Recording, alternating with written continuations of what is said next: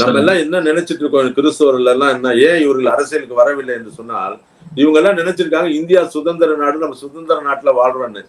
இல்லை, நாம் அடிமைப்படுத்தப்பட்டு விட்டோம். நாம் அடிமையான தேசத்தில் வாழ்ந்து கொண்டிருக்கிறோம். 90% நம்மை மதவாதத்தினாலே அடிமைப்படுத்தி விட்டான். நாம் எகிப்தை நோக்கி போய்கொண்டிருக்கிறோம். இன்னும் 10% இருக்கு. சாமுவேல் தாஸ் யாருக்கு ஓட்டு போட யாராவது ரெக்கமெண்ட் பண்ணீங்களா? நான் கட்டாயம் இல்லை, ஓட்டு போட யாருக்கும் சொல்லக்கூடாது, யாருக்கும் அட்வைஸ் சொல்லக்கூடாது. தனி மனித சுதந்திரம், தனி மனிதனுடைய அவன் நிர்ணயிக்கத்தான் போடணும். ஒரு அட்வைஸ் சாமுவேல் தாஸ் யாருக்கு போடுவார் என்று சொல்ல சொன்னால், நான் பெஸ்ட் ஆஃப் த எல்லா பிளேஸுக்கும் நான் அண்ணன் அருமையா சீமான் அவர்களுக்கு போடுங்க தான் நான் சொல்லுவேன். நான் அப்படிதான் சொல்லுவேன். அவர் ஜெயிக்கிறாரு தோக்குறாரு கிடையாது. நோக்கி கொண்டிருக்கிறோம். இப்போதைய சூழ்நிலையிலே நம்முடைய பங்கு என்ன, நம்முடைய கடமை என்ன? நம்முடைய ஓட்டை நம்ம வீணடிக்காம போடணும் அப்படின்றது ஒரு பார்வை. அதே நேரத்துல நம்ம அருகில இருக்கிறவங்களுக்கு நியாயமான போடணும். ஒருவேளை அவங்க ஜெயிக்க வாய்ப்பு இல்லைன்னா கூட நம்முடைய ஆதரவை தெரிவிக்கிற என்ன சொல்றேன், அவனுக்கு ஜெயிக்க வாய்ப்பே இல்லாத கூட ஒரு நல்லவன் நிற்பான் என்று சொன்னால், அதே சகாயம் போன்ற IAS அதிகாரிகள் எல்லாம் இன்று தைரியமா தங்களுடைய எல்லாவற்றையும் இழந்து இன்னைக்கு கருத்தியலாக இன்னைக்கு சட்டமன்றத்துல தேர்தலை சந்திக்கிற நிலையில வந்திருக்காங்க. அவங்க எல்லாம் ஜெயிப்பாங்கன்ற நம்பிக்கையில வரல அவங்க. ஆனால் அவர் ஜெயிப்பார்களோ இல்லையோ, நம்மை போல நல்லவர்கள் எல்லாம் போய் அவங்களுக்கு ஓட்டு போட்டு அவர்களுக்கு ஒரு கணிசமான ஒரு மரியாதைக்குரிய ஒரு இடத்தை கொடுத்தாலே போதும். அதே ஒரு மாற்றத்தை உருவாக்கிடும். அதுக்காக தோத்துருவாருன்றதுக்காக அவருக்கு போடக்கூடாதுன்ற கிடையாது. நல்லவர்களை கொண்டு வருவதற்கான முயற்சியில நம்ம கிறிஸ்துவம் தான் முன்னெடுக்கணும். ஏன்னா நம்ம நேர்மையானவர்கள், நல்லவர்கள் ஆட்சிக்கு வரணும், நல்லவர்கள் ஆட்சிக்கு வரணும் ஜெபம் பண்ணிட்டா மட்டும் போதாது. அதை கிரியையில போய் நம்ம செய்து காட்டணும். அதனால இல்ல எல்லாம் சொல்லிட்டாங்க, இங்க இப்படி சொல்லிட்டாங்க, இங்க போடலன்னா நம்மள ஒண்ணும் பண்ண மாட்டான். 4 வருஷமா இருக்கிறான், ஆல்ரெடி 5 வருஷமா நம்மளை பார்த்துட்டு தான் இருக்கும். அவன் ஒண்ணும் பண்ண மாட்டான். அவனால ஒண்ணும் பெரிய விஷயம் பண்ண, யார் வந்தாலும் அவன் பண்ணக்கூடிய வாய்ப்பு இருக்கு. இன்னும் 4 வருஷம் அவன் மத்தியில இருப்பான். அவனை மாற்ற முடியாது. இங்க இவர்கள் ஜெயித்து விட்டால் அங்க சென்ட்ரல்ல இருக்கணும் மாத்திடுவாங்களா? முடியாது.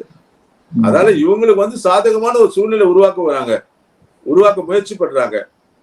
அதனால நான் என்ன சொல்றேன்னா, பொதுவான காரியங்கள் நீங்க யாருக்குன்னா வாக்களிங்க. கிறிஸ்துவ நான் என்ன சொல்ல விரும்புனா, நாங்க இவங்களுக்கு வாக்களிங்க அவங்க வாங்கிக்கணும்னு சொல்ல. கிறிஸ்துவ கட்சிகள் பல இடங்கள்ல நிக்கிறாங்க, கிறிஸ்துவ தலைவர்கள் பல இடத்துல முயற்சி செய்யறாங்க. நல்ல தலைவர்கள். இந்த அமர்விலே நீங்க சொன்ன சிறப்பான கருத்து எனக்கு ரொம்ப பிடிச்சிருந்தது. கட்சி அபிமானம் இல்லாம, கட்சி மாச்சம் இல்லாம நீங்க தெளிவா சொன்னீங்க. நம்முடைய கஷ்டமான நேரத்துல யார் நமக்கு கை கொடுக்குறாங்களோ அவங்களுக்கு ஓட்டு போடுங்கன்னு சொல்லும் போது நீங்க ரொம்ப அழகா சொன்னீங்க. அதை அரசியல் சார்பு திருமாவளவன் அவங்க பேரை சொன்னீங்க, வாழ்வுரிமை கட்சி வேல்முருகனை பற்றி சொன்னீங்க, தமிமுன் அன்சாரி இஸ்லாமிய கட்சியை பத்தி சொன்னீங்க, இதெல்லாம் வெவ்வேறு SDPI பத்தி சொன்னீங்க. இவங்க எல்லாம் வெவ்வேறு அமைப்புல இருந்தாலும் கிறிஸ்தவ மக்கள் ஒடுக்கப்படும் பொழுது யார் நமக்கு உறுதுணையா நிற்கிறார்களோ அவர்களுக்கு உங்கள் ஓட்டு நீங்க போடுங்க, அவங்களுக்கு நீங்க ஆதரவளிங்கன்ற முத்தாய்ப்பான அந்த கருத்து மெய்யாகவே நான் மீண்டும் அதை பதிவு செய்ய விரும்புகிறேன். நான் கட்சி திருத்தம் நீங்க சொல்றது எல்முருகன் இல்ல வேல்முருகன் அவர் பேரு. சாரி மன்னிக்கிறோம். வேல்முருகன் தமிழ் வாழ்வுரிமை கட்சி நல்ல ஒரு உணர்வு உள்ள நல்ல ஒரு மனுஷன். நாம் தமிழர் கட்சியில கூட நிறைய பேர் கிறிஸ்தவ மக்கள் ஐயா நான் சொல்றேன், இன்னைக்கு கிறிஸ்துவ தத்துவத்தை எடுத்துக்கொண்டு பார்த்தீர்கள் என்றால் அதிகமான கிறிஸ்தவர்கள் நியாயமானவர்கள் ஓட்டு போடணும்னா கண்டிப்பா இந்த நான் சொன்ன அண்ணன் திருமாவளவன், புரட்சி பாரதி மூர்த்தி அவர்கள், இந்த வேல்முருகன், இப்படிப்பட்ட நம்முடைய விடுதலை சிறுத்தை இவங்களெல்லாம் தவிர்த்து இதனுடைய அவன் நிர்ணயிக்கத்தான் போடணும்.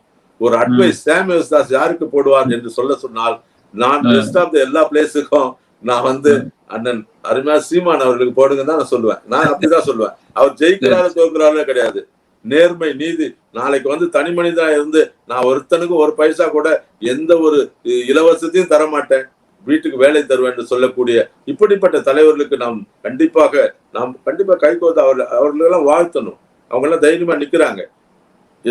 அந்த மாதிரி ஆட்களுக்கு தான் போட சொல்லுவேனே தவிர கிறிஸ்தவனுக்கு ஓட்டு போடுறதுக்கு ஆளே இல்ல இருக்கிறாங்க.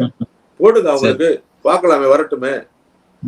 இதுதான் என்னுடைய கருத்து, தனி மனித கருத்து. ரொம்ப நன்றிங்கய்யா. கடந்த 5 வருடங்களாக மேலும் 10 வருடங்களாக ஆட்சி செய்த ADMK மற்றும் கடந்த 5 வருடங்களாக நாம் அதிகமாய் சந்தித்த உபத்திரவங்கள் தமிழ்நாட்டில என்றும் இல்லாத கோயம்புத்தூர் ஈரோடு, திருப்பூர் பகுதியெல்லாம் நிறைய புகார்கள் நமக்கு வந்தது. நீங்களும் சந்திச்சிருப்பீங்க. வாட்ஸ்அப் மூலமா வரும்போது மனம் பதறினது.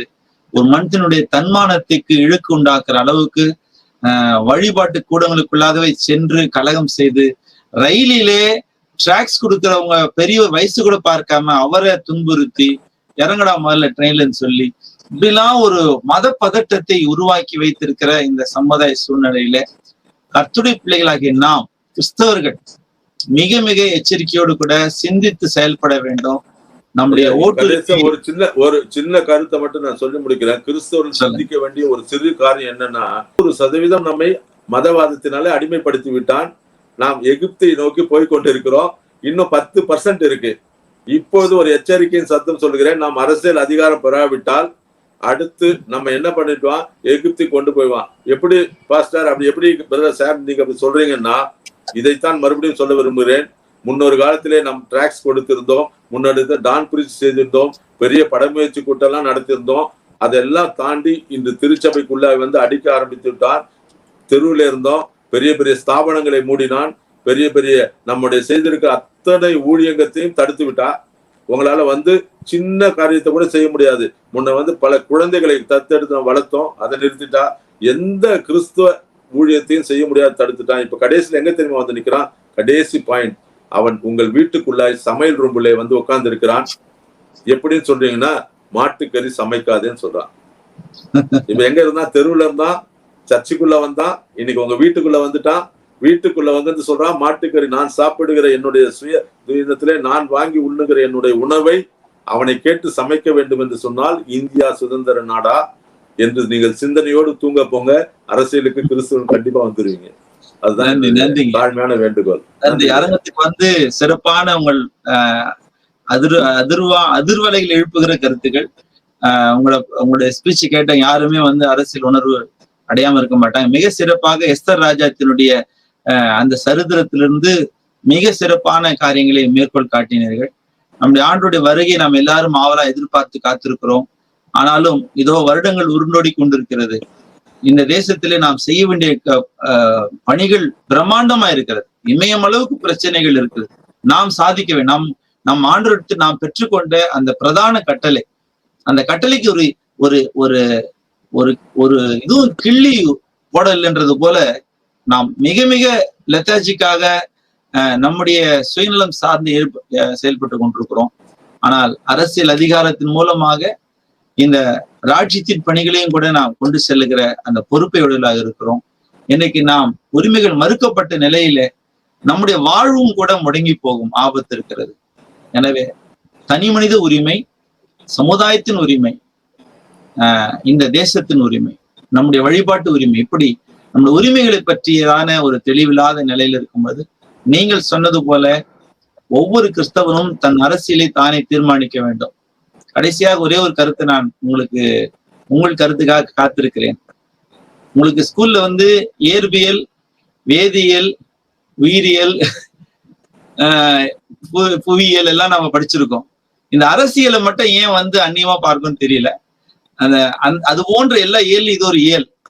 எனவே இந்த இயலை மட்டும் நாம இன்னும் அந்நிய காரியமாக எண்ணிட்டோம்னா நமக்குதான் அது தாழ்வாக இருக்கும். எனவே அரங்கத்துக்கு வந்து மதிப்புமிக்க கருத்துக்கள். 20 வருடங்களுக்கு மேலாக களத்தின்று போராடுகிறீர்கள். எங்கே சபைகள் அடிக்கப்பட்டாலும் ஓடி சென்று அந்த இடத்துல நான் உங்களுடைய அந்த படங்களை நான் பார்த்திருக்கிறேன். முதல் ஆளாக நின்று அங்க குரல் கொடுத்து உங்களை வழக்கறிஞர் குழுவோடு சென்று அந்த பாதிக்கப்பட்ட சபை ஊழியருக்கு உதவி செய்திருக்கிறீங்க. உங்களுக்கு கிறிஸ்தவ மக்கள் முதல்ல உங்களுக்கு உரிய அங்கீகாரம் கொடுத்து உங்களை எங்கள் இயக்கத்தினுடைய ஒரு பிரதிநிதி, எங்களுடைய சமுதாயத்தின் ஒரு பிரதிநிதியாக உங்களுக்கு ஒரு நல்ல ஒரு மதிப்பு மிக்க இடத்தை கொடுக்கணும்னு சொல்லி நான் வேண்டி கேட்டுக்கொள்கிறேன்.